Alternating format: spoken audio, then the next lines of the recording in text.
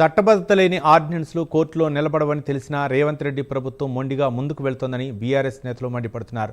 స్థానిక సంస్థల ఎన్నికల నుంచి తప్పించుకునేందుకే ఈ కొత్త నాటకానికి తెరలేపారని విమర్శిస్తున్నారు.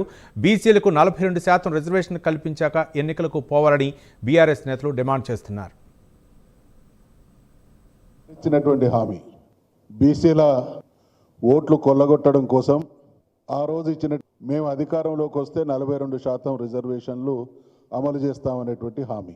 ఈ 2 సంవత్సరాల కాలం దాదాపు కాంగ్రెస్ అధికారంలోకి వచ్చి 20 మాసాలు గడుస్తూ ఉన్నది. మొదట్లో వాళ్ళు చెప్పింది అధికారంలోకి వచ్చినటువంటి మరుక్షణంలోనే ఈ ప్రక్రియ ప్రారంభిస్తూ ఉన్నారు. ఈరోజు నిన్నటి నిర్ణయం తర్వాత కనబడుతున్నది తో కూడుకున్నటువంటి కుట్ర. కాంగ్రెస్ పార్టీ పరమైనటువంటి ఎంపీల సమావేశాలు ఏర్పాటు చేసి ఢిల్లీ పైన కేంద్రం పైన ఒత్తిడి తీసుకొచ్చేటువంటి ప్రయత్నం ఏమైనా చేసిందా అంటే తూతూ మంత్రంగా ఇవాళ జరిగింది, నిన్న జరుగుతున్నది అంతా కూడా బీసీలకు ద్రోహం చేసేటువంటి దుర్మార్గపు వైఖరే కాంగ్రెస్ పార్టీ వైఖరిగా కనబడుతున్నటువంటి సందర్భంగా బీఆర్ఎస్ పార్టీగా మేము ముక్త కంఠంతో డిమాండ్ చేస్తున్నాం. పూర్తి అనుమానాలు వస్తూ ఉన్నాయి. ఘరాన మోసం జరుగుతుంది.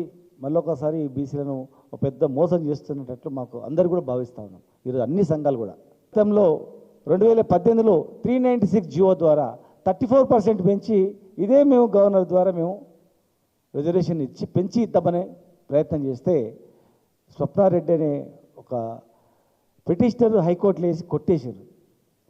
ఈ 396 మీలాగా మేము ఇచ్చిన జియో ఆల్రెడీ కొట్టేయంగా సుప్రీంకోర్టుకి వెళ్తే సుప్రీంకోర్టు కూడా మీరు విత్డ్రా చేసుకుంటారా అని చెప్పి బెదిరించి విత్డ్రా చేయించుకోగా మహారాష్ట్రలో కూడా సేమ్ జియో ఇస్తే ఎలక్షన్ నోటిఫికేషన్ తర్వాత కూడా రద్దు చేయంగా మీ కళ్ళ ముందర కనిపించంగా తమిళనాడులో 3 సార్లు ఆంక్షలు పెట్టంగా మళ్ళీ విత్డ్రా చేయంగా పాట్నాలో దేశంలో అనేక రాష్ట్రాల్లో బీసీలకు రిజర్వేషన్ ఇస్తామని చెప్పి అన్నీ కూడా కోర్టు నుంచి ఫెయిల్ అయిన అన్ని అనుభవాలు పెట్టుకొని మీరోజు చట్టబద్ధతతో ఇస్తామని చెప్పి హామీ ఇచ్చి ఏ చట్టబద్ధత మరి చట్టబద్ధత లేదనుకొని అసెంబ్లీలో పెట్టినరా కమిషన్ వేసినరా ముందే మీరు ఇమీడియట్గా 6 నెలల లోపల జియో తీసుకొని జియో ఇష్యూ చేసి కోర్టుల మీద కొట్టేస్తే అప్పుడు మీరు అసెంబ్లీ ప్రాసెస్ చేసి అక్కడి నుంచి పంపించాలి. కానీ మీరు పైకి వెళ్ళి రివర్స్ మళ్ళీ కిందికి వచ్చి హడావుడి చేసి బీసీలకు చేస్తున్నాం. ఇంత తెలంగాణ రాష్ట్రంలో ఉన్న వెనుకబడిన జాతులందరినీ కూడా వారి జాతుల యొక్క మనోభావాలు దెబ్బతీసే విధంగా ఈరోజు ఈ కాంగ్రెస్ పార్టీ వ్యవహరిస్తుంది. మేము అసెంబ్లీలో ఈ బిల్లు పెట్టినప్పుడు మార్చి 17 పాస్ అయ్యేటప్పుడు మా అనుమానాలన్నీ కూడా మేము చెప్పడం జరిగింది.